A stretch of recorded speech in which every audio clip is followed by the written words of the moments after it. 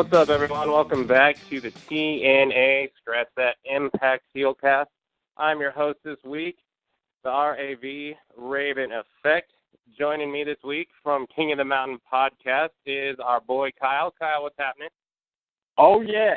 Up in this bitch. That's right. Now, joining us a little bit later, we're going to have the chef. Chef's caught up in some, let's just say Chef may be on his way back from jail at some point. You know how Chef rolls. So Chef may be giving us a collect call from jail a little bit later today. We'll figure that one out or not. Also with me is our boy Heroin Hurls, who I don't know if we did you catch Donovan Dijak, get that Jurgen signature on the contract there, Hurl?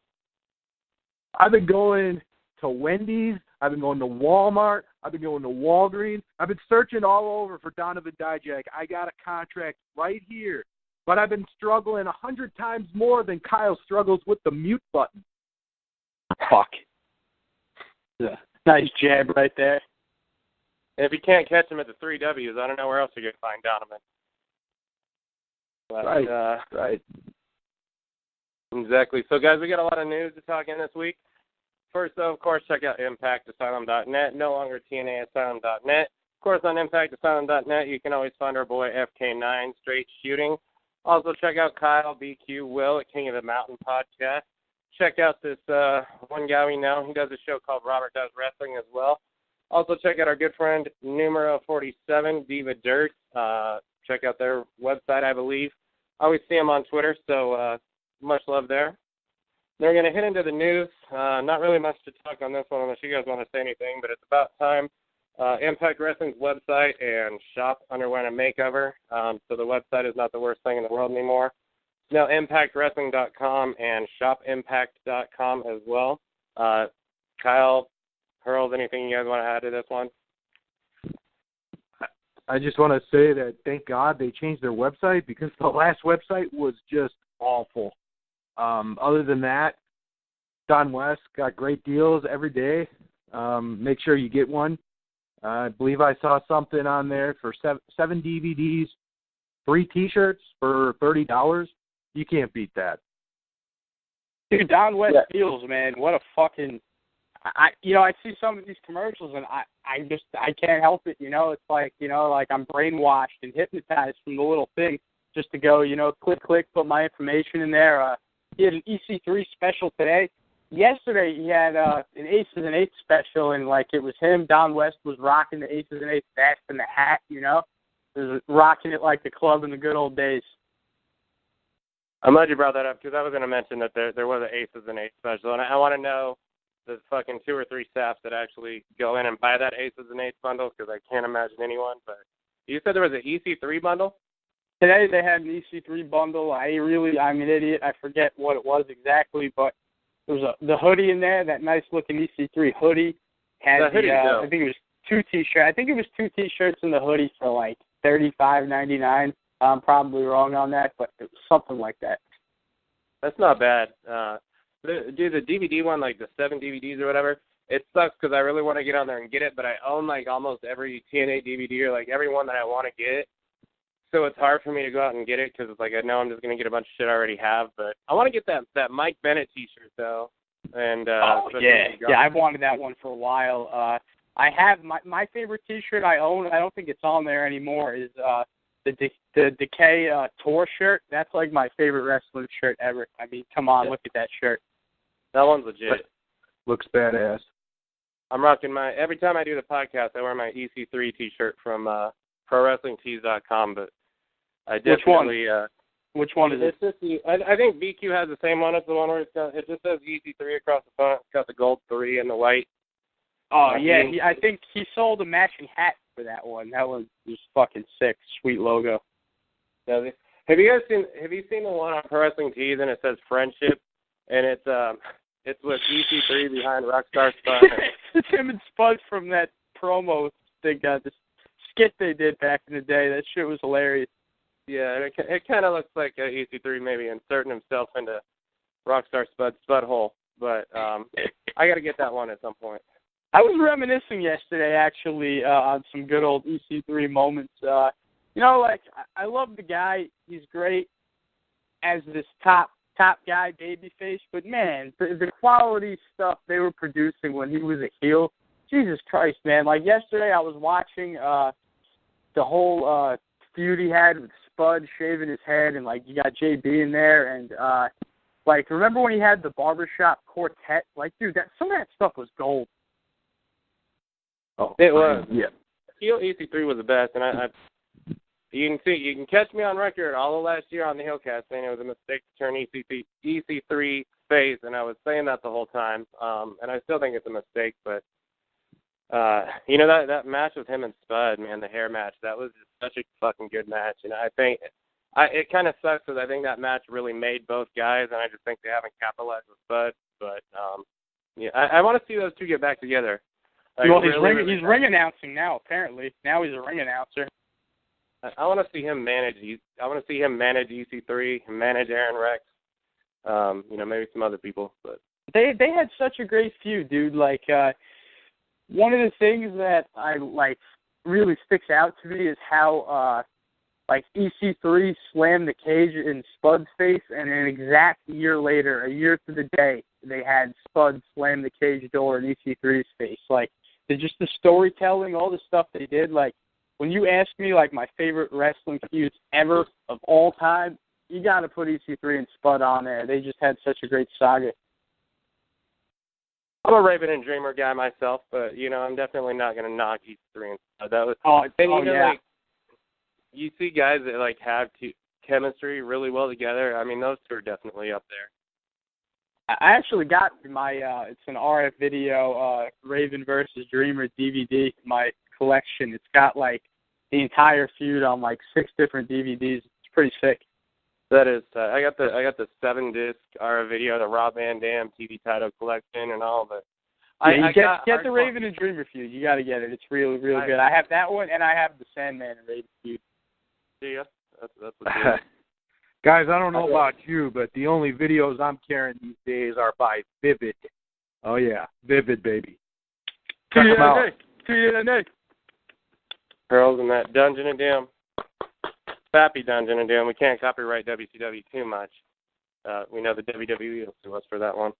So, guys, I guess common knowledge and all, but Scott D'Amore officially announced a partnership with Pro Wrestling Noah and Impact Wrestling, and I guess over the weekend, Moose, James Storm, and Eddie Edwards went over there and wrestled. That's 3 pretty damn good talents for Impact to go over and loan to them.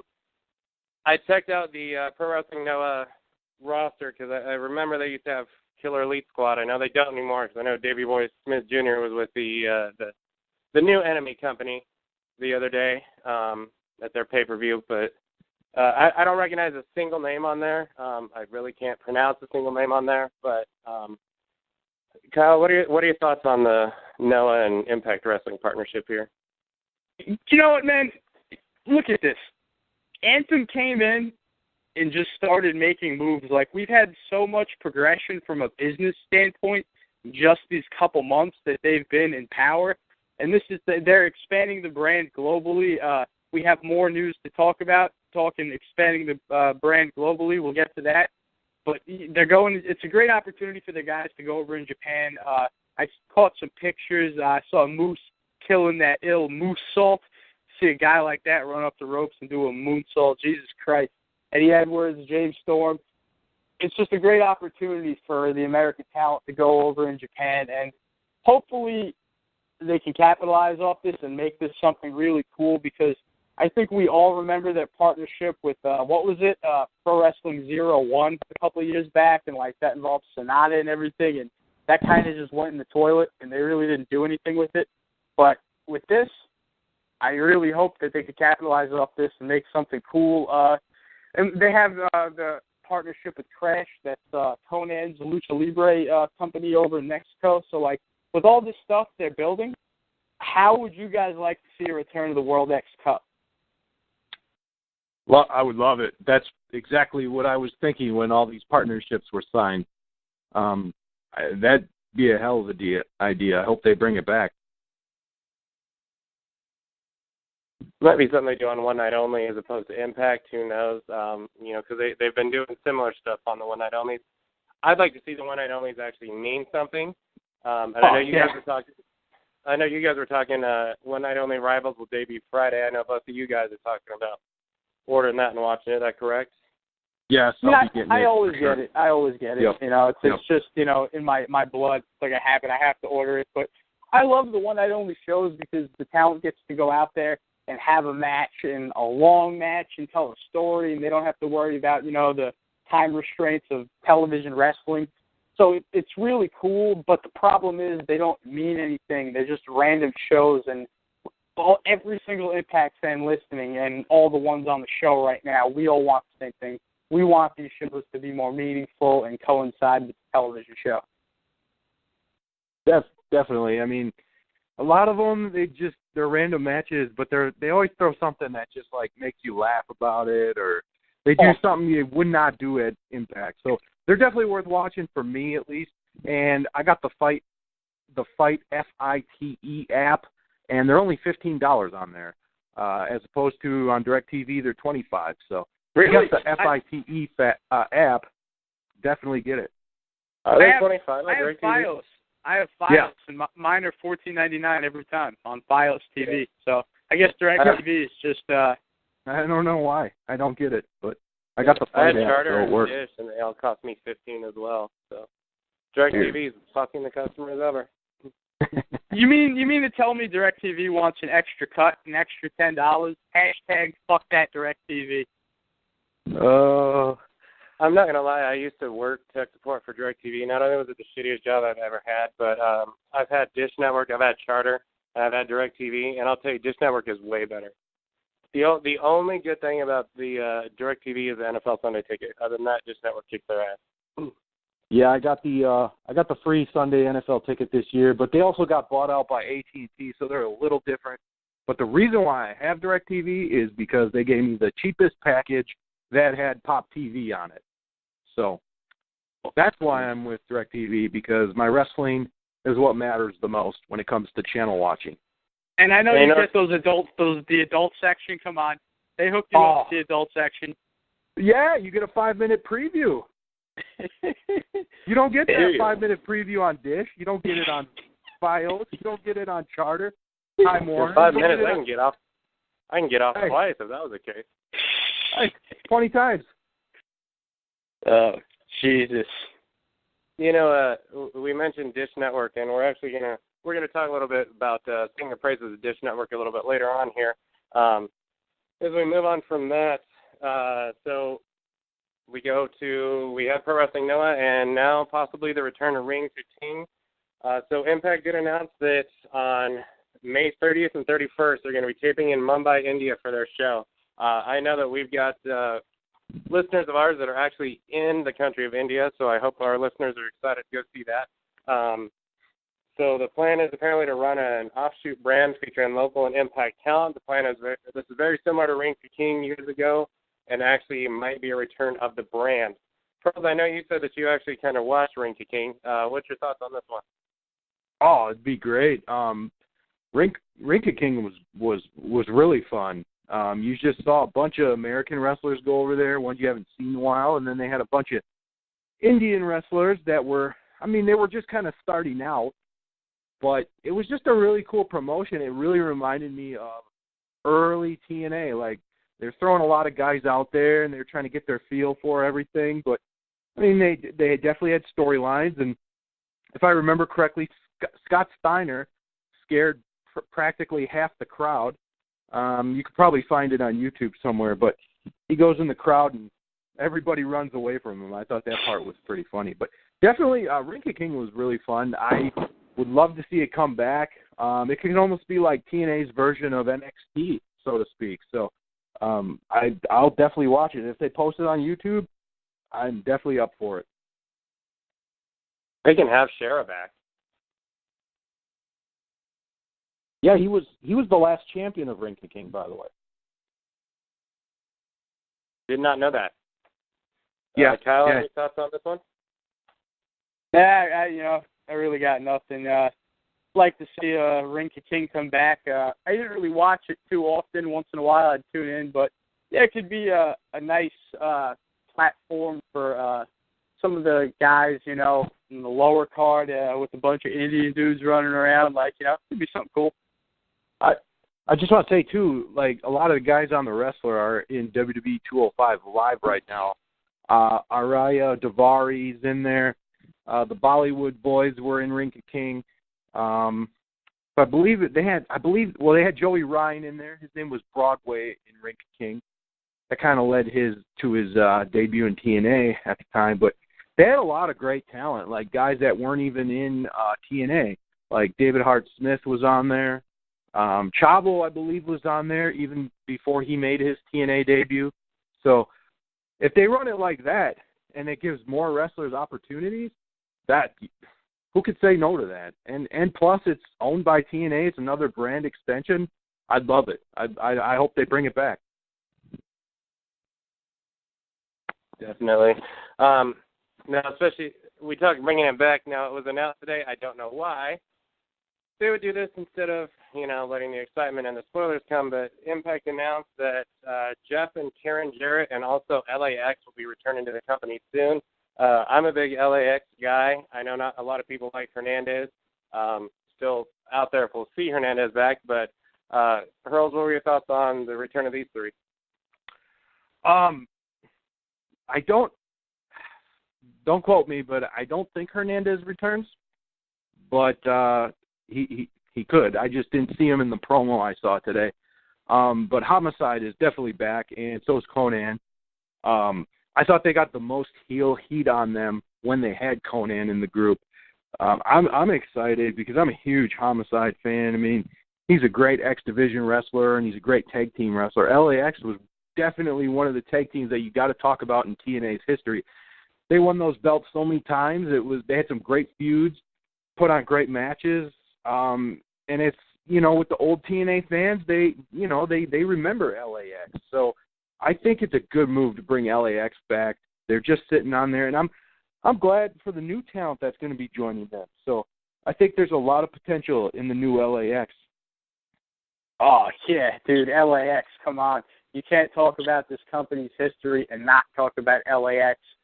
I'm a huge fan of the original LAX team. Personally, I don't think they were the same after Conan got fired from the company. I mean, they did their thing for a bit, but like Shelly Martinez, and I don't know, but I understand if people are disappointed that Supermax Hernandez isn't back yet, but he's doing his thing over in Lucha Underground, I think. Don't quote me on that. I don't watch that show, but you got Homicide. I think he's the most important wrestler of the group. Like, if they had Hernandez and not Homicide, I don't know how I feel about it, but they got Homicide. I like that. You got a young tag team. I've actually seen them on the indies over here where I live a couple of times. They're out here all the time. I think they're even from New York. And some chicks. They got some group in I think Angel something. I don't know, but I saw they put out a promo today on Impact Wrestling's YouTube page. So if you didn't see that, go check that out right now. It was fucking awesome. There was actually some like production in the clip. Like for a long time, like the past 2 years, they've been kind of just filming everything in the back hallway of the soundstage at the Impact Zone. But this was actually filmed like it's like a set, and you just check it out. You'll see what I mean. There's high production in this promo. Really cool, and I can't wait to see them come back. And of all times for them to bring this gimmick back, it's during Donald Trump's America. Go figure. You know, I do know if Hernandez is back or not. The only reason I said that is because, you know, we're not trying to give out full spoilers and all that, but we're spoiling shit. Fuck them. If you know, the thing is that I've written these columns back that came out last year and in 2015 for what was at that time TNAasylum.net, and it was kind of fantasy booking, and a lot of it was stuff and angles that I've had, and you can see on there that Raveneffect has been calling for an LAX return for years now. You know, when Conan and LAX first started, I mean, these were like some of the biggest heat drawing heels in the company. And, they weren't the same after the face turn. They weren't the same after Conan left. And who knows if we did see Conan briefly on TV. Who knows if we'll ever see him back in TNA with all the issues they've had throughout the years. But you're right about it. So here's the thing is, like, people knock Shelly Martinez, and I get it. Like, she can't wrestle. She's kind of an idiot. But I was watching some old school TNA DVDs the other day, and it was when they actually unveiled her, and they actually made it seem like it was Conan the whole time. And then when the baggy clothes came off, and I was going to say, dude, like, man, the things I would love to do to that woman. So I'm not going to knock Shelly Martinez because Shelly Martinez is going to give Raveneffect a little bit of a decrepit erection there. But yeah, I loved LAX. I'm excited for the return. From what I've heard from chefs, from people that were there in attendance, that the LAX return is wild. And the crowd, like, you almost get a glimpse of the old school TNA crowd that used to put the ROH crowd today to shame. Apparently the crowd eats it up, and they really get some heat going. So LAX, and there's a lot of new talent coming in, and we can't give that stuff away on the spoilers, but it's definitely going to be a good time to be a TNA Impact Wrestling fan. So we mentioned this new talent, and there's a lot of GFW talent coming in, a lot of new talent, and so there were rumors that kind of went around that the current Impact Wrestling roster was kind of upset last week during the taping, feeling that they got passed over. We had Reby Hardy come out and say that TNA turned into GFW and whatnot. There is a rumor that was reported, I believe it was PW Insider, reported that Eli Drake actually did confront and have a conversation with Jeff Jarrett, feeling that the Impact roster kind of got passed over. Eli Drake, in my opinion, is one guy that should not absolutely get passed over, overlooked. I think he's a bright future star in this company, some guy who could be the world champ. Kyle, what are your thoughts on this one? Well, you know what? You mentioned Eli Drake, and I have to throw this out there because it's been bothering me for a few days. And I sound like such a geek saying that, but it's just the wrestling nerd in me. I can't help it. I listened to Colt Cabana's wrestling podcast. I think it's very funny. And Eli Drake was on there recently. And in the interview, he didn't really talk about Impact that much. He did a little. But in this interview, they brought up how, because he has a history where he went to NXT and he pretty much got blacklisted. And he was talking about how that trainer that didn't like him isn't there anymore. And he said he's on great terms with NXT. Like, he said that. He said, I'm on great terms with him now. So it's like, is he having conversations? I don't know. Like, to be on good terms, you have to be talking to somebody. So I really don't know how the wrestling business works. But all I'm saying is, Impact officials, if you heard that, and by any chance you're hearing this, throw money at that guy. Put that guy to the top of the card, because we don't even have to really get into it and explain. Like, everybody who's ever seen him perform know that guy's a fucking $1 million. He is awesome. He is so talented. We could sit here all night and talk about it. But, yeah, that bothered me a lot. And what I got from this episode is, like, all these new guys are in, and it's like the old roster is getting overlooked. And a lot of them left, but the ones that are still there, it's almost like they're getting overlooked. And I hope that that's an angle that they're building up where you're going to see, like, the new blood go against the guys. I've loved the show for the past 2 years. Bruce Pritchard and Zeb Coulter aren't going to tell me that the show wasn't good. I know the show was good, and that roster killed it out there. So I'm hoping that all of this leads to an angle, but if that's not the case, this is not a good way to start a new regime. Kyle, you didn't think the World Title Series was good, did you? You know what? I watched it, but I knew what it was. It was just a lot of canned footage thrown together. That wasn't very good, but the rest of the Destination America run was awesome. But that stuff was pretty bad. True. Thanks for mentioning the unmentionable on the show, Hurls. Rule number 1 of the 10 HeelCast commandments: thou shalt not fucking mention the world title tournament. Oh, I broke a sin. I must repent. Mm-hmm. Go in your mouth. All right, back up and beat off 3 times, Hurls. What's your thoughts on this one, buddy?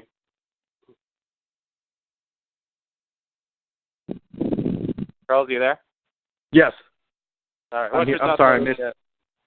It's all good. Eli Drake, Jeff Jarrett, all this stuff. What's your thoughts on it? Oh, Jim Ross said something. There's going to be more talents to leave because you get new coaches, you get new philosophies. They may not be high on guys like EC3 or Eli Drake, even though we are huge on them. We want them to succeed, and I hope that those two can prove them wrong.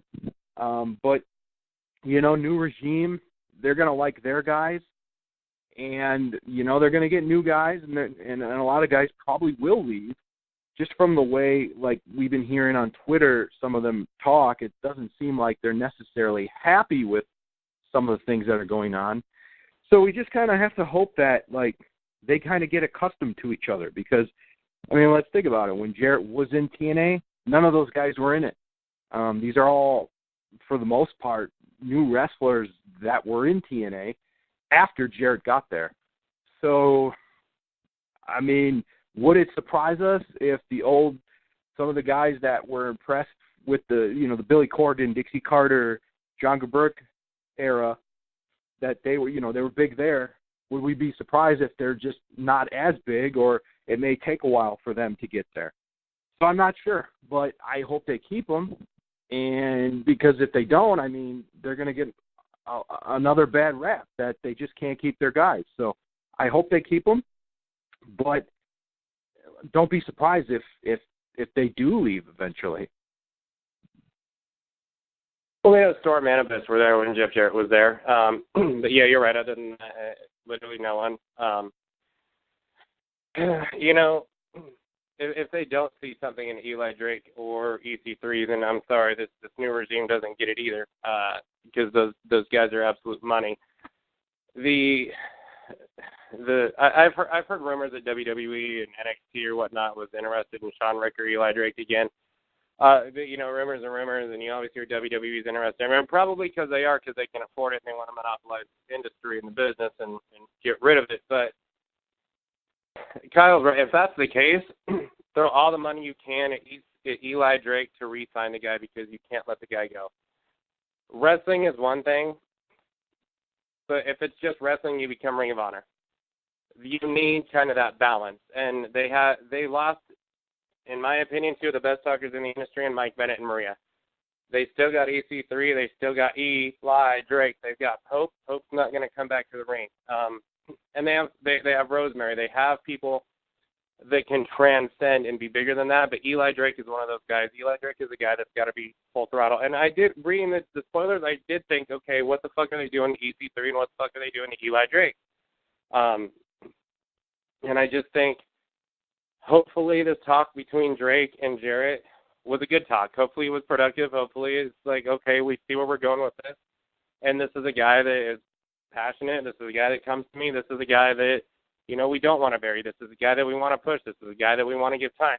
The Facts of Life is great. The dummy button is great.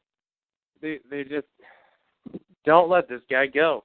And the thing about it, like, yeah, Eli Drake, you can go to NXT, but guess what? You're not going to be Eli Drake. You're not going to be talking, writing your own promos and doing your own shit. You're going to have some corny-ass writer, and you're going to fail the same fucking time you did because you didn't get to be Eli Drake over there. And honestly, Eli Drake's not a 5-star match kind of guy. Like, how far does he expect to really go working in NXT? That's my thoughts. And I think for Eli Drake, Impact is the spot for him to be. The place for him to be more successful, and this company should start growing, and I think that it's going to under this regime. Before we move forward, anyone else have any final thoughts on this one? Yeah. See, the thing is with him is if he left the company, when a guy like AJ or Bobby Roode or Samoa Joe, when they leave the company, I'm not so sour about it because to me, they got to the top of the ladder. They did everything. They accomplished everything there was to accomplish. They did so much for the company. But with a guy like Eli Drake, that's not the case at all. And if you were to leave the company tomorrow, you would always remember it as Cam. Remember when TNA fucked up with Eli Drake? I mean, this guy hasn't had the belt. They've never put him in that top spot. And if he's going to move on to McMahon land, and I'm not mad. I understand, when guys get into this business, a lot of times that is the end game for them, and I get that. And, I accept it, but I'm an Impact fan. That's just me. But if Eli Drake were to leave tomorrow, it would just be such an unfortunate time. Like, you need to do everything you can to keep that guy on the roster and put the fucking rocket ship up his ass. Amen on that. I just want to say, if it makes you guys feel any better, Jeff Jarrett did take him to the Crash promotion, I believe, to have a match there. So if that was a sign that, okay, maybe he does see something in Eli Drake, then, maybe they do value him. Maybe they will offer him a good contract coming forward. So we can go out and do that flippity-floppity. What was it? What did he say last year when Eli Drake talked about how he could go? If he wanted to be the X Division champion, he could go in the X Division and do. He said something like a bunch of flippity-floppity. I can't remember. Sunset planchas like the rest of you jumping J Brone. That's right. That's why they said that Crash, so we could do that shit. Oh, man. Gold. Eli Drake, gold.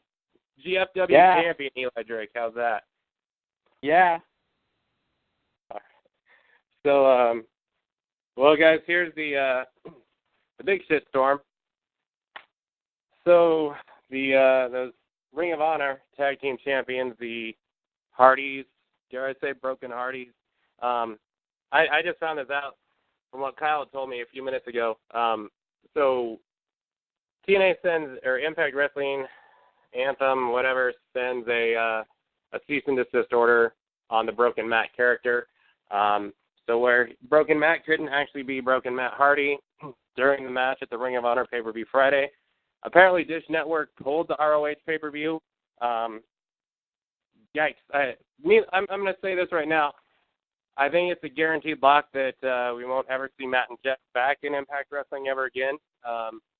So I'm sure everyone's got a lot to say here. I'm gonna start with Kyle, because Kyle, I know you've got some stuff to say about Reby, some of the stuff Reby said. I haven't followed as much. I don't know how much as Hurls has said, but I'm gonna let you kind of give your thoughts on it. But I also want you to kind of explain to us, explain to the audience all the stuff that's going on with Reby, all the stuff that's being said.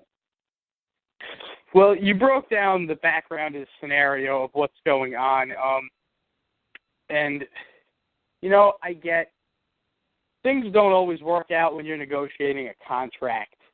And things do go wrong. But what Reby's doing is just fucking up her relationship with the Hardy's relationship with the company to the point of no return. Like, she's airing dirty laundry all over the place, just putting it out there on Twitter, and she's basically having her fans, and the Hardy followers are some of the most loyal followers, so if they're obviously easy to, lead in the sense that, if they say fuck Impact, all their fans say fuck Impact, and that's what she's doing.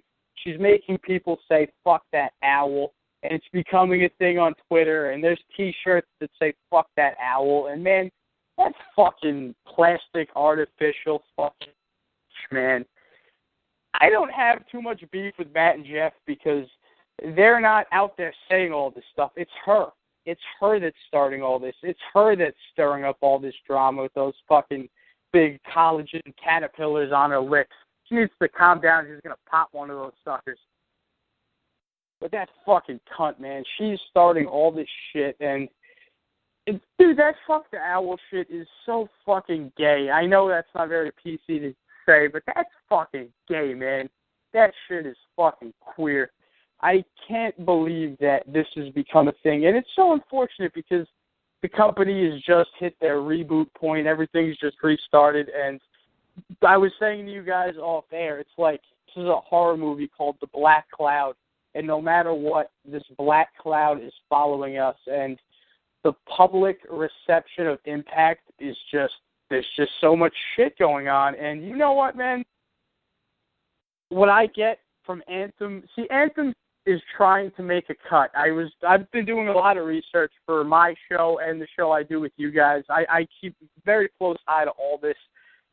Anthem wasn't trying to, you need to understand, Anthem wasn't trying to end the Broken Brilliance gimmick. They weren't trying to just hold it hostage. They just feel like they deserve a royalty cut. And look at the facts. All of this aired on Impact Wrestling's television show. Yeah, maybe Matt did create it, but it was handled by a production team, a creative team.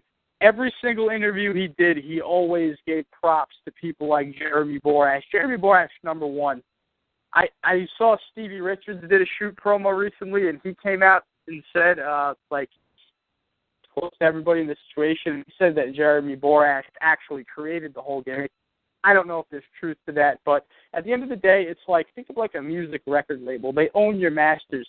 This was all done under their roof on their TV show. It's their intellectual property. They deserve a royalty cut, in my personal opinion, and the Hardys aren't hearing that, and that's where things went wrong, and from then on, it's just going to go through them and get worse and worse, and it's just going to keep getting uglier. And, dude, shout out to Ed for handling this like business, man. Like, Dixie would let people walk all over her. She would be starstruck by the boys. Dixie was a money mark at the end of the day. Ed doesn't give a fuck about that shit, dude. He put his cock on the table and got Ring of Honor's pay-per-view pulled from Dish TV. That would have never happened in the Dixie regime. So, dude, I love, personally, to me, Anthem's ruling with an iron fist, and they're not letting anybody push them around. Impact was the company that got pushed around for years, and these guys are making some serious, serious moves, and it was almost like a statement. And now it's not going to end. It's going to be the Hardys versus Impact. This is just going to keep going on, and I think we have a potential wrestling war brewing between Ring of Honor and Impact. You might see a new war in wrestling, and it's really looking to shape up that way. Hurls, I want to get a whole essay about it. Well, I mean, there's a little more information that came out actually just recently, and this kind of all started because Matt tried to trademark the broken character. You know, obviously TNA is not going to let that happen. This is where, you know, the broken character was created in TNA. Jeremy Borash had a lot to do with it. Vanguard 1 would not be as over as it is if it weren't for Jeremy Borash. I'm pretty sure that was his idea. Jeremy Borash was there at all the different Hardy compound stuff. He worked with it. He should get some credit too. I don't really think it's that much to ask for a 10% cut of this. Like, it's business. It's business. Right. It's 10% too. It's not like 50% or even 30%. It's 10%. And Reby is just taking this super, super low. I mean, come on. I mean, we know Reby's kind of a hothead. I mean, there's so many different Twitter stuff she's done over the years. I mean, we all know the Awesome Kong story. I mean, she kind of started that, though, even earlier. She was talking a lot of mad smack. I think she even got into some type of incident with Sid Vicious at an indie show, and maybe she was right on that, but the way she goes about it, she just seems like real controlling and really just not making the situation better for Matt. I mean, he's fucking attention whore, man. She's being a fucking attention whore. Right. Acting like a 16-year-old child on the internet. Right. And obviously she's going to get all the TNA haters that are going to be, oh, I love you, Reby, now. You know, all of a sudden they love her now, you know. She's their best friend because she's attacking TNA. Yeah, that was, I mean, that's just kind of childish. So, you know what? I think over time TNA will actually look, well, it's not TNA, it's Impact Wrestling. I think Impact Wrestling will look a lot better when this is all said and done, because I think Reby is just being childish about the whole thing. It's, you know, it's definitely, I can see both perspectives, and I'm sorry here, guys, if I'm going to talk for a little bit lengthy on this one. Do your thing, man. So, I mean, like, all right, Reby definitely has an issue, and, you know, you talk about the Sid Vicious. I remember she had an issue with Sonny, and I think Ashley Massaro, too, at one point, but I remember her calling out Sonny, saying Sonny was sucking Sabu's dick for stomas or something, her direct comment. You know, she kind of went at Legends of the Industry, and granted, Sonny, we all know how she goes, but, I mean, Reby talked about taking these tag title belts, melting them down into earrings. She's talked about how you know, loyal Matt Hardy has been. I kind of wrote this stuff on TNA Asylum. I just kind of wanted to share. So, like, on the Hardy side, the Broken Burial stuff was huge, and it may not have necessarily translated into TV ratings, but when you hear these delete chants on WWE programming on ROH, you know it's over. Like, this thing was huge, and it was basically the biggest thing. They made TNA an alternative again. They did think outside the box. They brought them their highest-rated show on Pop TV. They did bring more eyes to the product, and really they were the only stars and big names that TNA had. I think during this time, TNA failed to really push EC3 to the moon when they were getting the more viewers to really hook them. But, hey, that's typical TNA. But, look, we've even talked here on the show. The Hardys also kind of started really going into business for themselves towards the end of 2016 and into 2017. I don't know that I really fault them. It's a cutthroat business. There's a lot of backstage politics. There's a lot of politics in the industry, and I don't necessarily blame them too much for taking care of themselves. But, the Hardys did agree to re-sign with Impact. Anthem kind of dicked him around and didn't get back to him, and that was some stupid shit. And then when they did send them the contract, they put it in for 2 years instead of 1 year, which the Hardys had only agreed to a 1-year deal. On the Hardy side, I get that. I do think Matt was kind of loyal to the company. You'd hear Jeff Hardy always say, I want to go back and do Hell in a Cell. I want to match Shane. I want to do WrestleMania. But when they talk to Matt would put over Impact. Matt would put over the creative freedom in TNA. He would talk about how he wants to do big things for TNA and all that. And, Broken Matt Hardy was pretty loyal to TNA.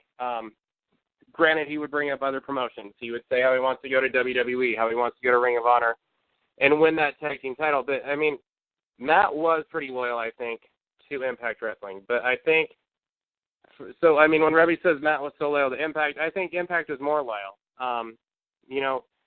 Let's start when Jeff Hardy had his legal issues in 2010. They brought him in and pushed him to the moon.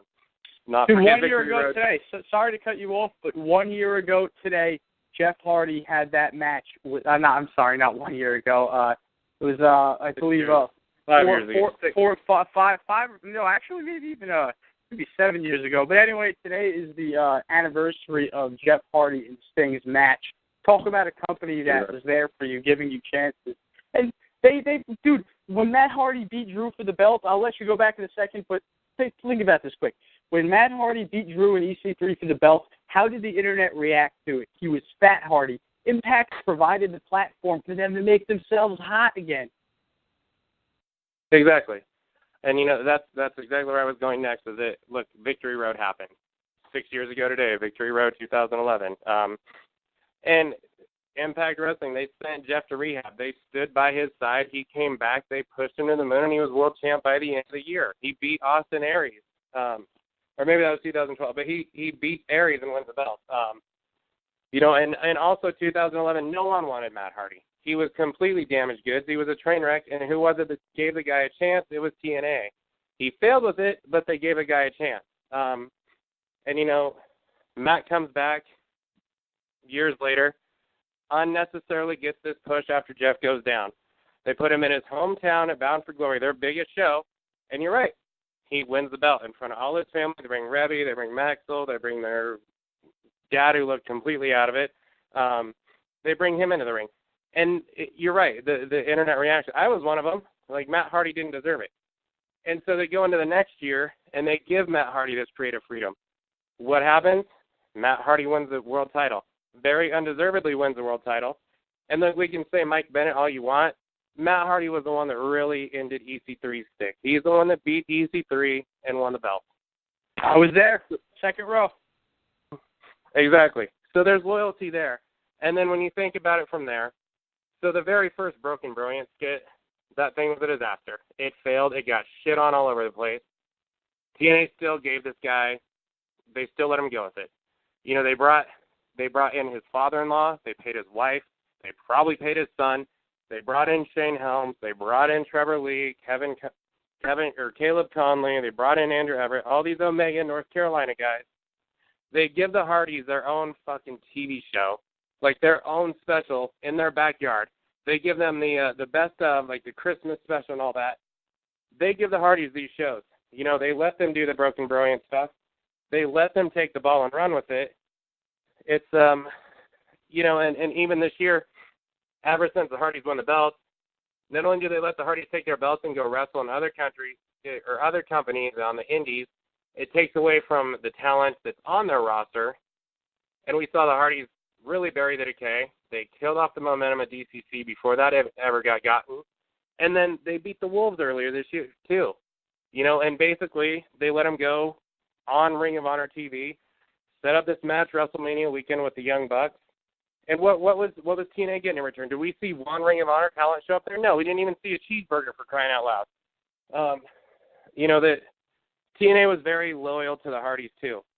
And I think you probably saw more loyalty from Impact to the Hardys than the Hardys were to Impact Wrestling. And, it's a shame that it's come to this.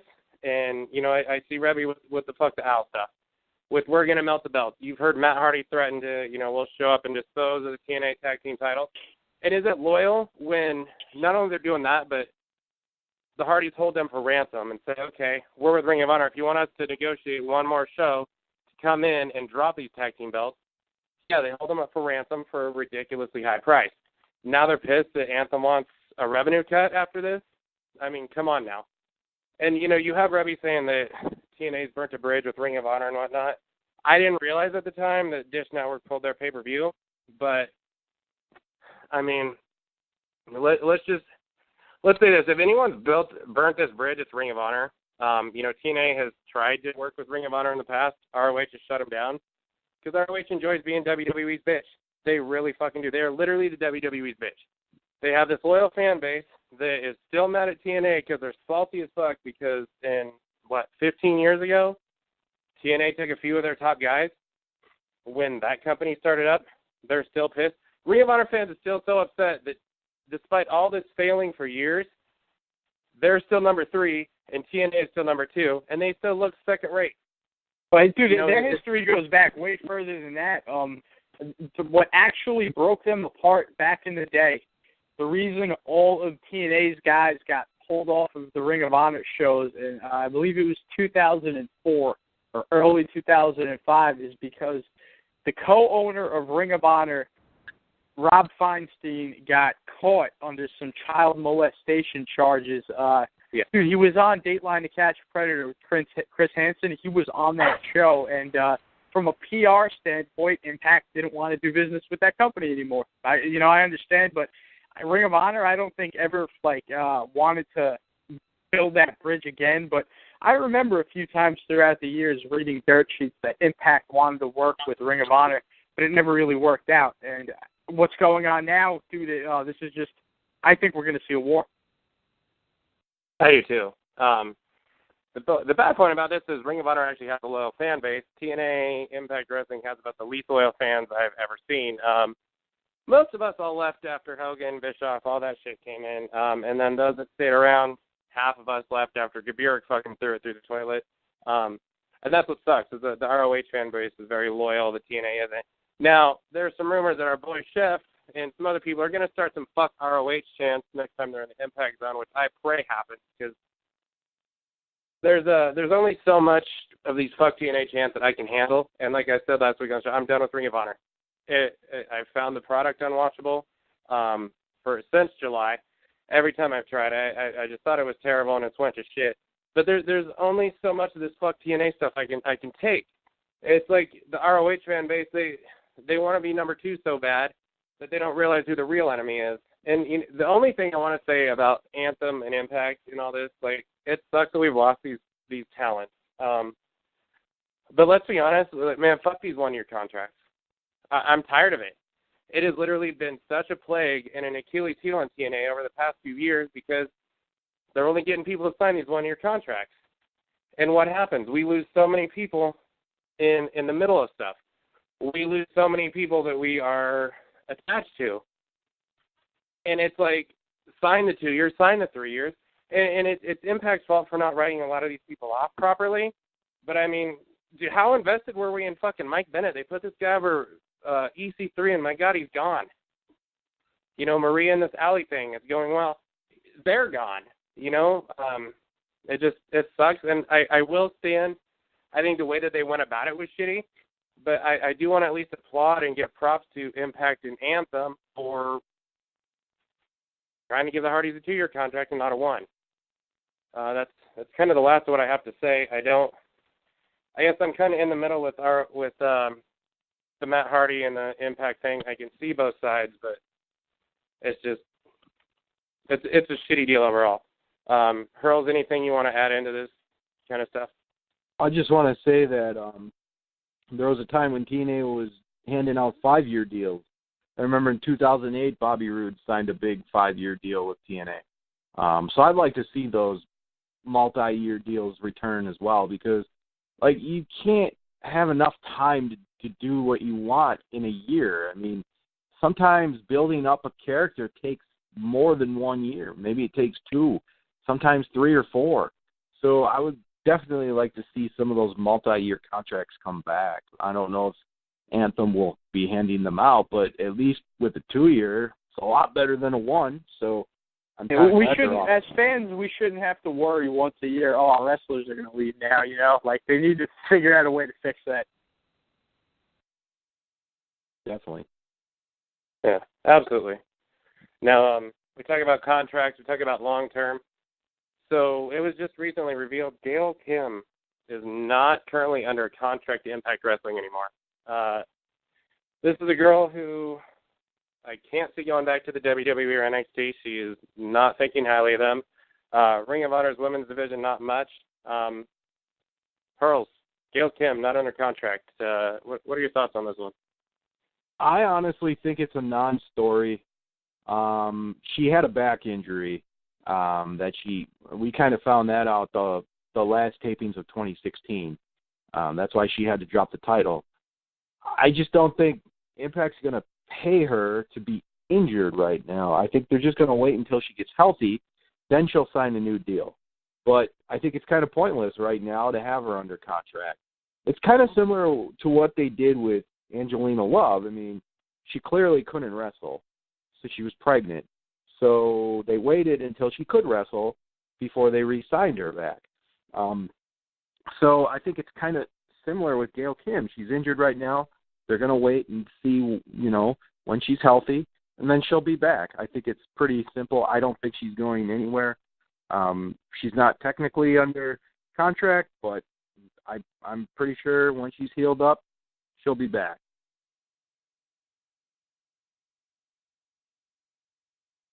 So what you got on Gail Kim? I really got nothing on this one. I didn't look into it. I really, obviously she's Gail Kim. What needs to be said. Of course, I want to see her come back. I agree.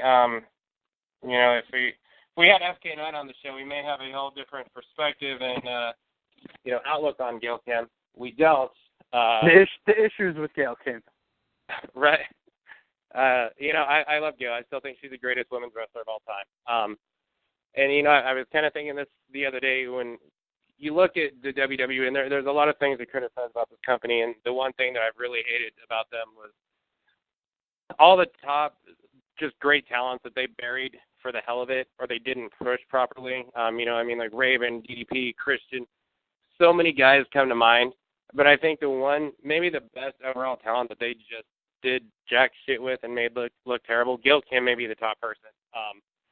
And I know last year someone had asked her, she was like, when they'd see her in NXT or WWE, and she said when John Cena turns heel. So I can't imagine Gail leaving. She is TNA. She is the Knockouts. I think her and Rosemary have a lot of money and a good feud that's on the table. It would just be a damn shame if she left. And let's be honest, guys, her and Jeff Jarrett have that big connection, but it's not going to shock me to see her go too. I mean, they've let the Hardys go. They've let Bennett go. They've let Drew go. Would you say, so here's the thing here. Would you say that as far as name, brand, and star power and stuff, would you say Gail Kim is the biggest name on this Impact roster at this point? It's tough.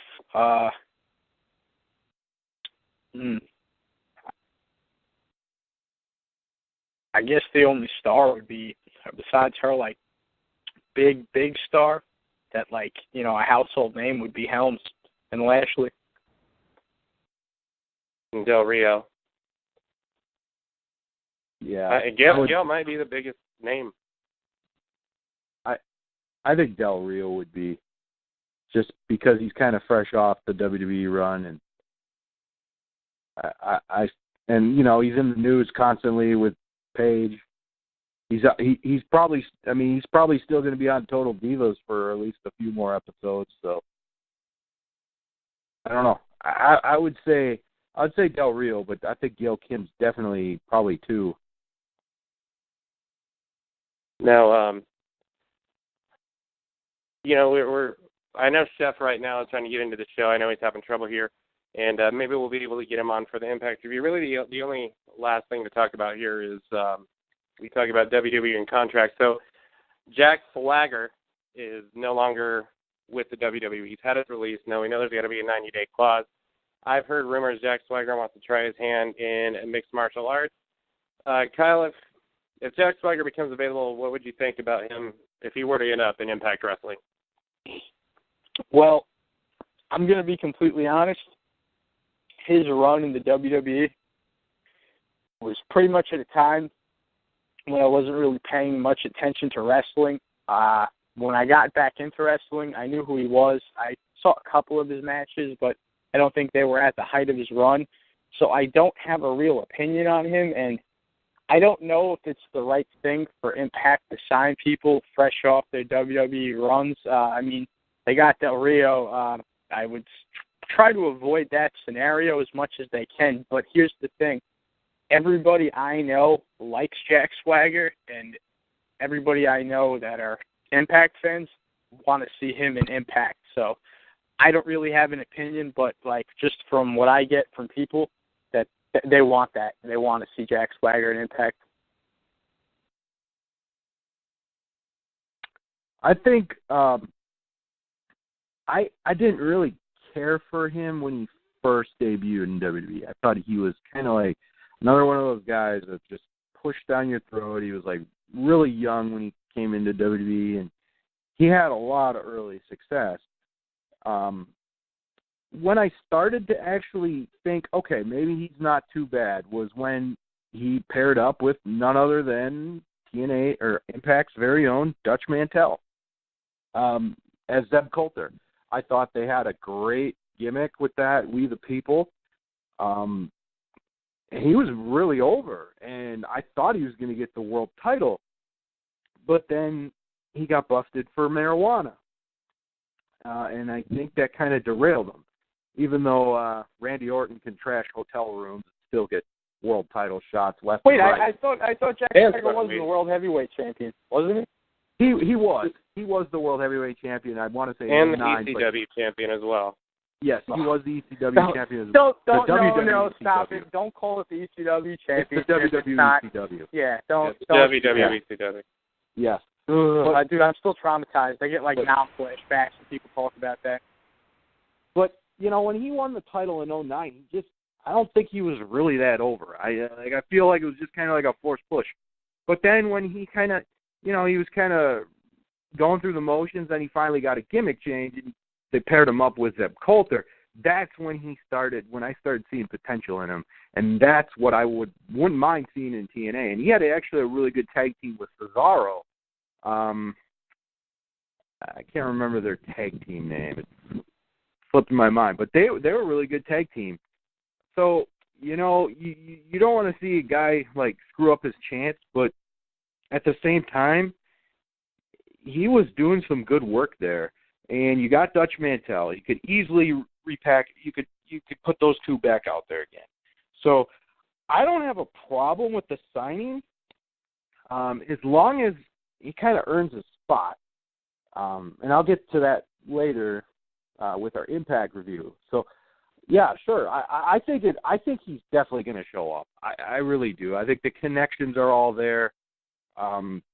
I think it's a foregone conclusion that he's going to be on the Impact roster at some point. Well, hey, I just want to say real quick, too, I'm 50% because I called Matt Morgan coming in, but I was pretty wrong about Donovan Dijak. Even though he's still a free agent, I still have hope. I'm still going to Walmart, Wendy's, and Walgreens to find him. But having said that, I believe Jack Swagger will be in Impact. Well, we don't know if Matt Morgan's going to be an Impact or not either, but we know he was. But, you know, when I was watching WWE, I watched WWE till about 2012. So Jack Swagger, I remember him getting his start in ECW, the All-American American. I was pretty sour on him. I remember he beat Christian. He was my guy. I remember him, Dreamer, and Christian were feuding over the belt. So he kind of beat both my guys there. And I wasn't that big on the guy. However, when he kind of progressed and moved along, I actually grew kind of fond of the guy and thought he was pretty good. I remember him. I know he won the world title. I think he may have won like Money in the Bank at some point, and I don't know if I actually was watching at the time that he did win the belt, or I knew he was getting close to it. But I was impressed with the guy, and I thought he was pretty solid, and I expected his career to go bigger. Yeah, I remember the weed thing. Randy Orton's gotten caught with weed too a couple of times, but you know, I remember him and El Patron. Hearing that him and El Patron had like a WrestleMania match for the world title or something, I thought, wow, this is pathetic that this is like the world title match at WrestleMania. Granted, there's more pathetic WrestleMania matches now apparently, but he'd be solid there. I think they've wasted him just like they do a lot of talent there, but you know, we'll see how it goes. It'll be 90 days at minimum. Maybe him and El Patron can hook back up, or him and Zeb or Dutch or whatever the hell he can be called, and Impact will be there. But let's go on to Impact. Now, real fast, guys, so we're not going to edit the show or whatnot, but is Chef not allowed to get into the show because we're recording? Because he's trying to get in, but it's saying it's in use. It's weird. I don't think he's allowed. I think you have to get in at a certain point, but because it's private and not public. If it was public, he could have got in. Gotcha. All right. Well, either Kyle or myself will get the word to Chef, so I apologize to HeelCast Nation. Doesn't look like we'll be able to get Chef on today. Are you able to switch it to public at all right now, Hurls? No, it would have to be under a different line. It would have to be a different, yeah. All right. Well, free Chef. The police got him. Free the homie Chef. Free Chef T-shirts coming out. So, guys, we're going to move on to Impact Wrestling. Now, we started off. So this is the new era, and I want to say this right now before we start reviewing it. I think the show sucked. I think it was really fucking bad. But reading the spoilers, I expected this show to not be a good show. So anyone that did not enjoy Impact this week that is actually listening to this show, give it a chance. I'm calling Thursday, and from here on out, the next 3-4 weeks, you're going to see some awesome fucking TV shows on TNA Impact Wrestling. Now, the show starts off, we get the former Wolves, Eddie and Davey, just kind of brawl all over the place. Obviously, we're going to keep this rivalry going. Hurls, what were your thoughts on the Wolves brawl, whatever? Well, it's good that they're at least continuing this storyline, because I think there's a lot of mileage that can that this can go. Plus, I don't think they could really forget this storyline since it's pretty big. So I'm excited to see where it goes. I definitely think we're going to get a lot of mixed tag matches with Eddie Edwards and Alicia versus Davey Richards and Angelina Love. But it was a good way to open it, and it was a good brawl, and they actually fought in the crowd, which is definitely a Jeff Jarrett signature. We haven't seen that a lot. So I thought it was a good opening. I had no problem with that.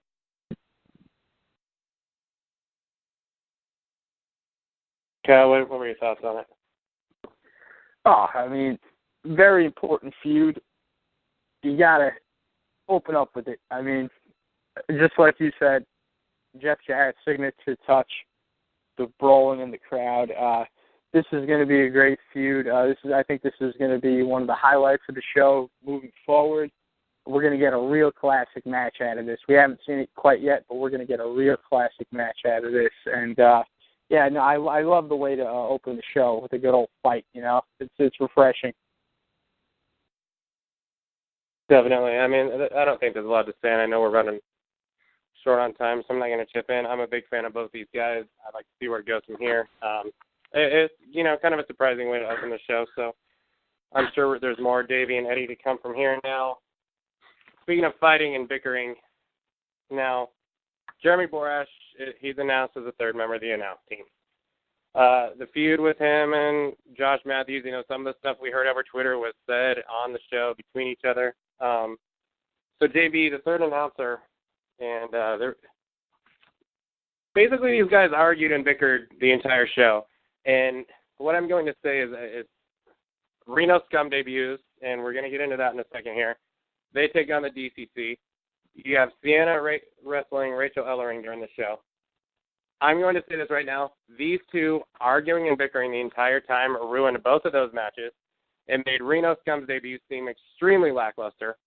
And during the Sienna and Rachel Ellering match, like, Sienna hits her finisher and wins the match, and these two are still arguing, completely ignoring the fact that the fucking match ended.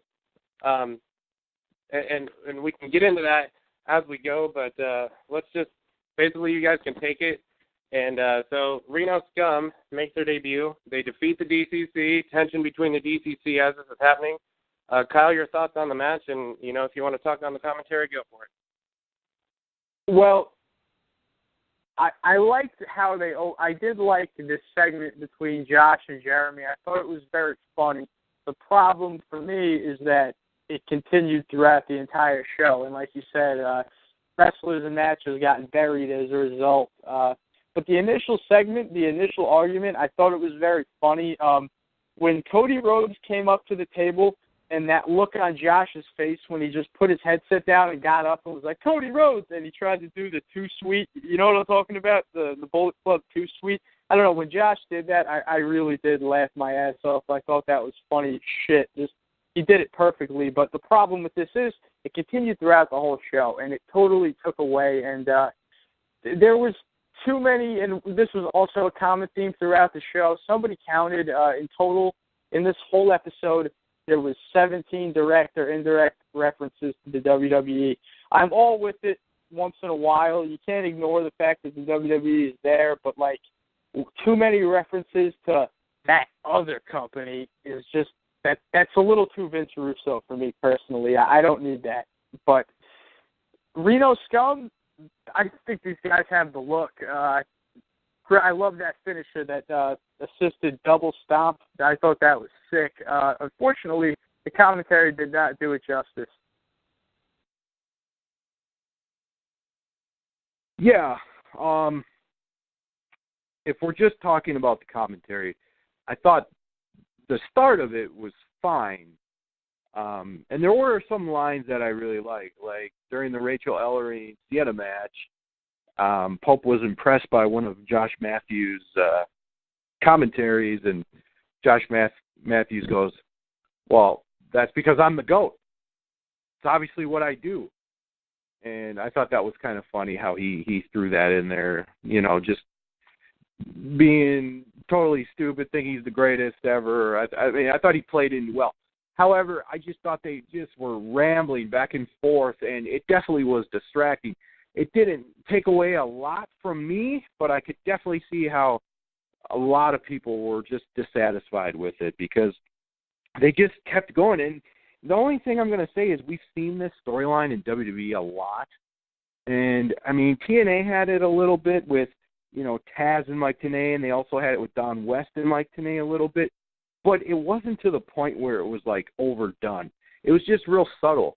And, I mean, Don West turned heel, but he wasn't bickering with Tenay the whole night, you know. So it definitely was distracting. And you almost felt like Pope was really uncomfortable just being in the middle of it.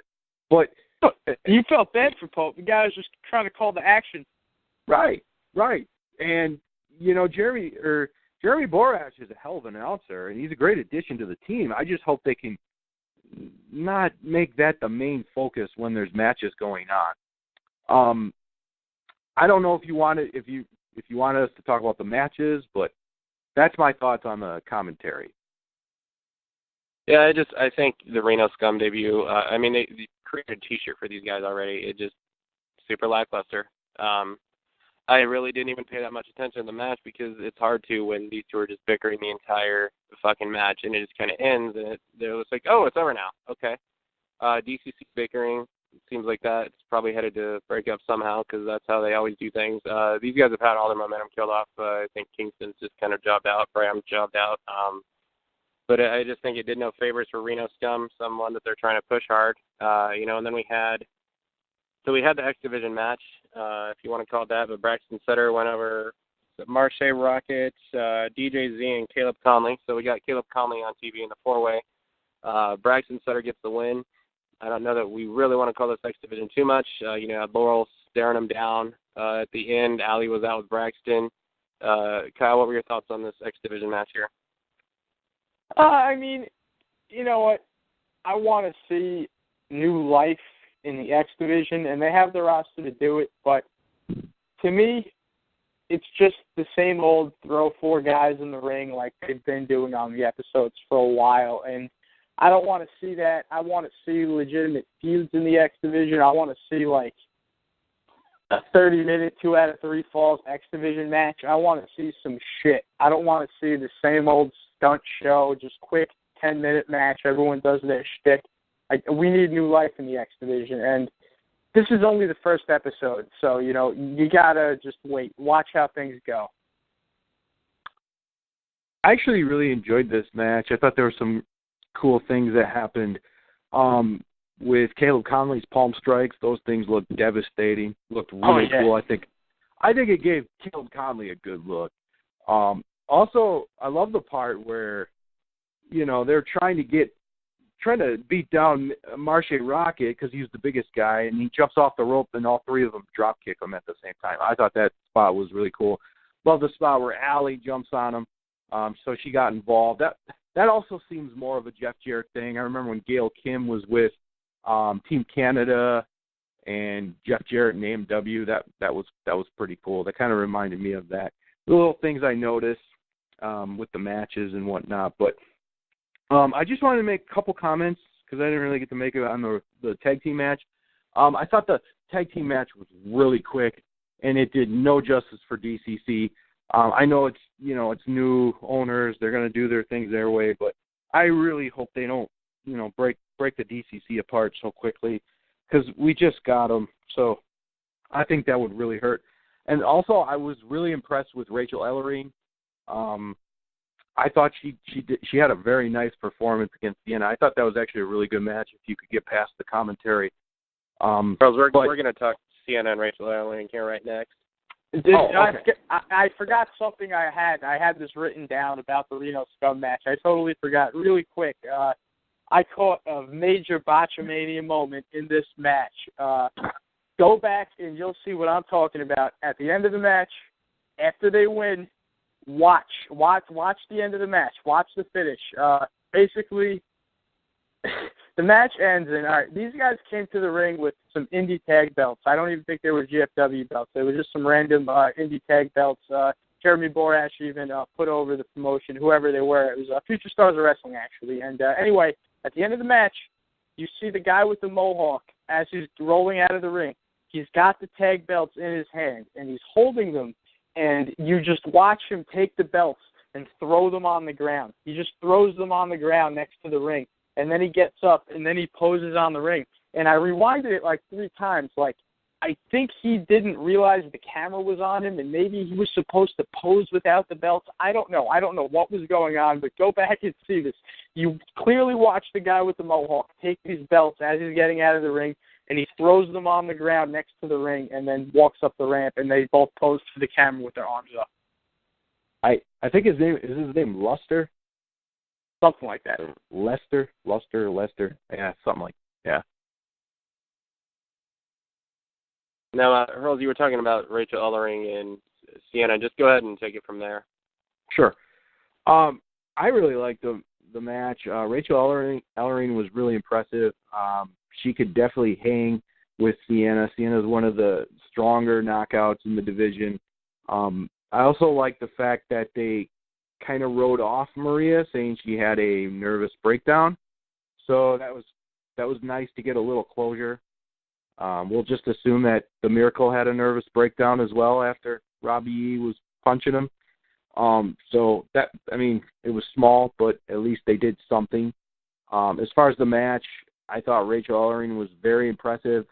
I don't think she was under contract because they brought in a lot of knockouts for those tapings, but As far as the match goes, I thought it was really good, and, you know, it makes Sienna look good, and they kind of need to do that. They need to build her back up. So no complaints about the match itself.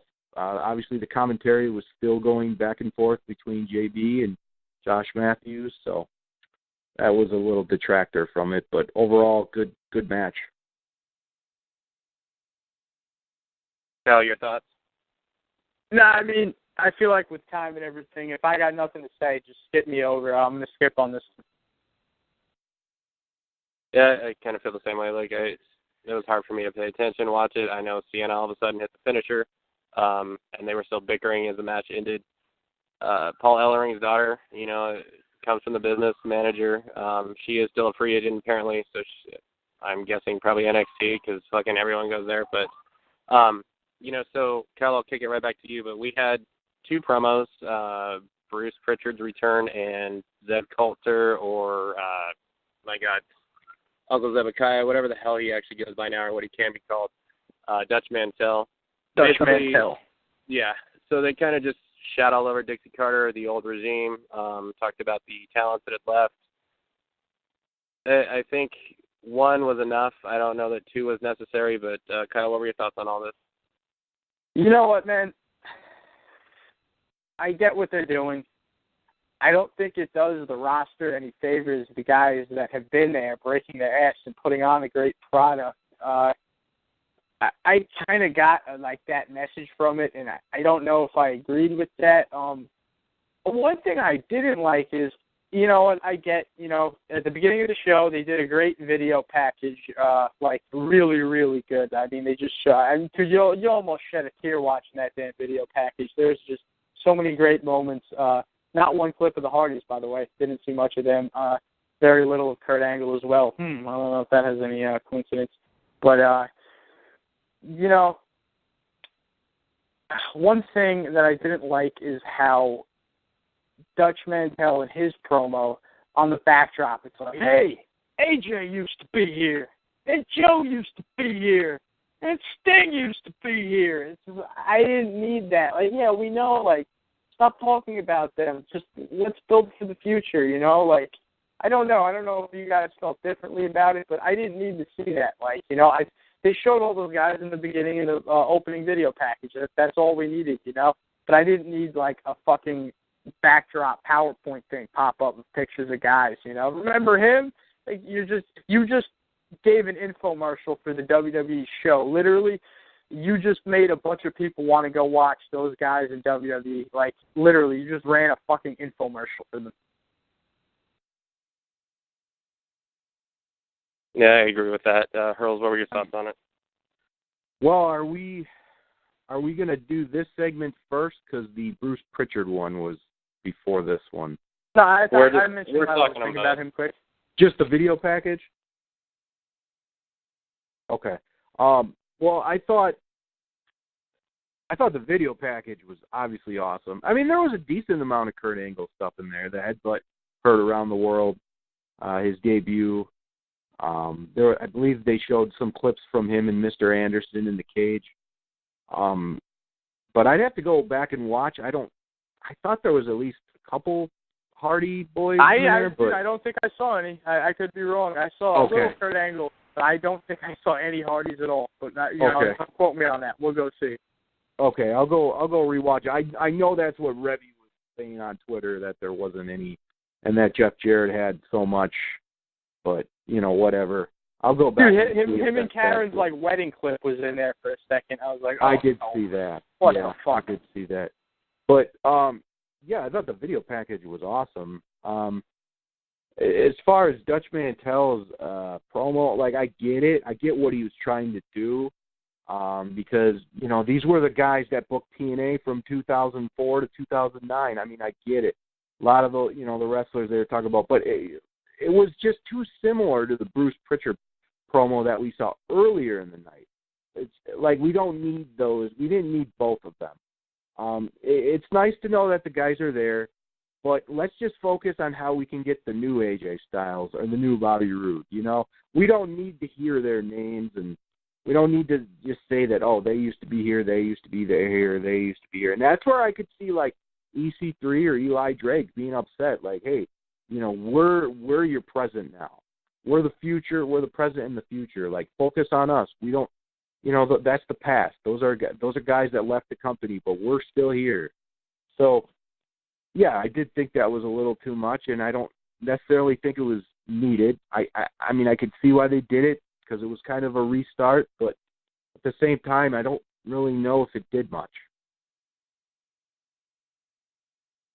Yeah, look, I understand what they're doing. They're trying to erase the Dixie Carter thing. They're kind of taking shots at WWE, which I like that. I understand why they do it. Basically to imply, look, there's a new regime, there's a new thing. It's not going to be the same old stuff that pushed so many viewers away. I don't know that we needed the two promos back to back. I don't really get a whole lot of respect or liking for Bruce Pritchard, but it is what it is, and he's there. And that's what it was. I think that the two of them were too much. And from what I had understood, most people thought that the Dutch Mantel promo or whatever was strictly for the people in attendance, but that wasn't the case. We had Jeremy Borash come on. It's been announced that Slammiversary is going to take place July 2nd, which is the RAV's birthday. So Slammiversary no longer in June. It's now July this year. I assume we'll have one other pay-per-view, October, November with Bound for Glory. At least they're promoting Slammiversary, letting the word get out. I don't know if anyone has anything they want to add on here before we go into the debut and the main event. Keep moving. I just wanted to say that I'm glad they're promoting it so far in advance because they're going to get us hyped, and I feel like that pay-per-view is going to be really good. Even though, like, we don't really know what the matches are going to be, I just feel like this regime is going to hype a pay-per-view, unlike Dixie Carter, who many times, if we remember 2015, she barely hyped it at all, and they did the taping schedule so awkwardly that they basically had to make Slammiversary 2015, I believe it was. Even though it was a really good show, they basically almost had to make it like a one night only because they didn't have any time to set up the feuds. So I'm just really happy that this pay-per-view, I believe, is going to be really good, and I think it's going to have some really good matches and a lot of surprises. Now, the big thing, Alberto El Patron, formerly Alberto Del Rio in the WWE, made his Impact Wrestling debut. Now, you may notice when he came out on TV, he kind of had little to no reaction during that debut. It's because they had to reshoot it because it said Alberto De Patron, not El Patron, when he first came out. So Alberto makes his debut, and he ends up with a Impact Wrestling title shot against Bobby Lashley, who Bruce Pritchard had proclaimed the face of Impact Wrestling. So, in other words, guys, Alberto El Patron, he defeated Lashley amidst controversy, and we have a new Impact Wrestling World Champion. Hurls, what were your thoughts on this one? Well, you know, the Bruce Pritchard promo saying I was there, I smell what the Rock was cooking, blah, blah, blah. Another one that wasn't really needed, but at least it was before the Dutch Mantel one, so I was fine with, you know, one promo like that. But then when, you know, Bobby Lashley came out and he said he was the face, I thought it was almost going to be like a Paul Heyman, Brock Lesnar dynamic, but then it kind of turned more of a Bruce Pritchard's going to be more of an authority figure role. And then Alberto El Patron comes out, and I noticed the crowd wasn't really into him at first, and I thought that was kind of weird. But when he started talking, and I mean, they got into it. They started saying CCCC. So, you know, that's just unfortunate that happened because I think the reaction would have been a lot better, but it is what it is. I thought EC3 coming out and interrupting them was pretty funny, doing the Patron sign, like he's taking a shot at Patron. I thought that was kind of funny, but I just feel like maybe Patron should have had at least a number one contenders match before he just got handed a title shot. Now, I get it. Bobby Lashley has beaten everybody. So El Patron was a new person that he's never beat. So, I mean, it kind of makes sense that way, but it's just still quick. Too quick, too soon. As far as the match goes, the match was actually really good. I thought they worked well with each other. I got into it. I always thought Del Rio was a good wrestler. There's nothing wrong with his wrestling. He's one of the better technical wrestlers out there. He can do submission, can do a little bit of power, can do a little bit of high flying, but the match was fine. The ending, though, obviously it was controversial, and there was something on the Impact Wrestling's YouTube page that you kind of found out about that came on today, but the match was really good, but the ending and the way it was done with his first night winning the title, I just wasn't a big fan of, and hopefully it's going to lead to something better. I like the match a lot. I'm a Del Rio fan. Been a fan of his for a while. I get what they were trying to do. They were going to, make a bit of a publicity stunt, get some buzz, get some publicity for it. I understand. And it did do big numbers on the YouTube page. Go check that out. I'm pretty sure it's between both the videos together, they're definitely close to 1 million on that. It doesn't really look great, like bringing in an ex-WWE guy and throwing the belt on him the first night. Like, it's kind of what, naysayers would expect. But I understand what they were trying to do. And the fact that they missed the first entrance shot, they botched his name on the screen. Like, whoever fucked that up should probably get fired, because that is such a bad mistake, and they're not really in a position where they can make mistakes like that. So whoever fucked up with that hopefully got reprimanded or something like that. Had to get locked in the cage with Pat Patterson or something. But great match. I didn't get to see the video yet. Hurls, you just mentioned that they put something out. I know that it's out there. Actually, right after this podcast, I'll go give it a look. But I hope that EC3 was out there for a reason the night of the match. I hope EC3 was out there for a reason, and I hope that EC3 is going to move up to that top spot, because if he gets pushed aside, that would just be a sin. Yeah, I agree. I think EC3 is the future. I think the guy should be the face of the company, and I've been a little frustrated for a while now with the way that they've been booking the guy. But, it was a pretty solid match. I'm definitely not going to take that away from Del Rio or El Patron and Lashley.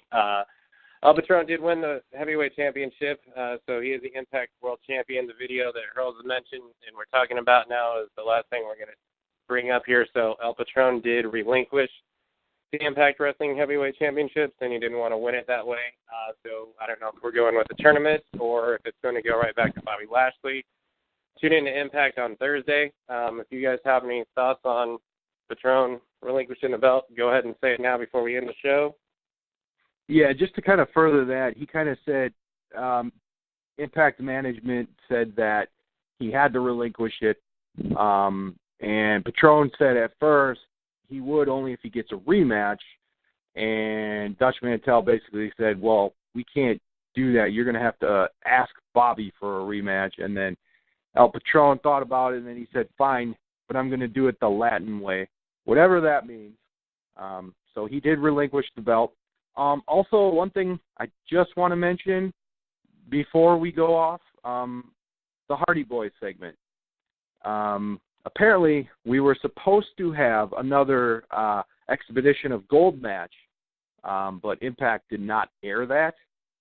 Instead, we got the whole Smokin' Joe Frazier thing and the teleportation, which we saw the Decay come out of and steal the belts. So I just wanted to see, what did you guys think of that as a way to write off the Hardy? Can one of you guys try to explain that to me? Like, I'm really confused. What the hell happened? How did Decay get those belts? Well, apparently they must have stole them. They maybe were on the same plane as the Hardys were and stole them. But other than that, that's all I got. Question marks. That's a question mark. Yeah, but they did say they were deleted. What a way to go out.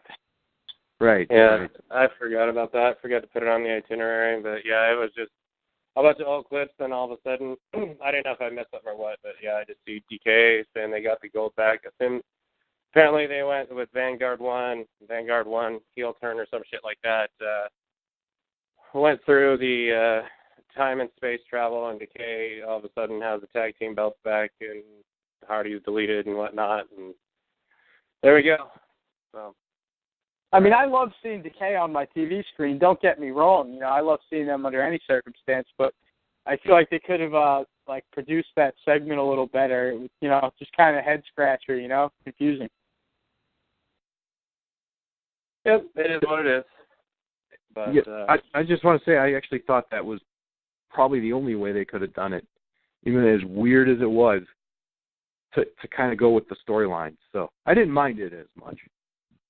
Yeah, or they could have just had Hardy's drop the belt like anyone with a fucking brain would have done, considering they weren't guaranteed that they were going to lock him up for a contract. You know, kind of like they did with Drew Galloway, having him lose by a split decision. But it is what it is. Belts are back. So, seems like Lashley's the champion again. DK possibly the tag team champions now. I don't know. But there we go.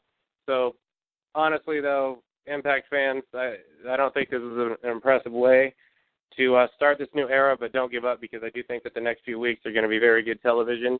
But HeelCast, I'm sorry we ran late. We are signing off now. I'm Raveneffect. On behalf of Heroin Hurls, Kyle from King of the Mountain. Have a good week, everyone. Check out Impact Wrestling.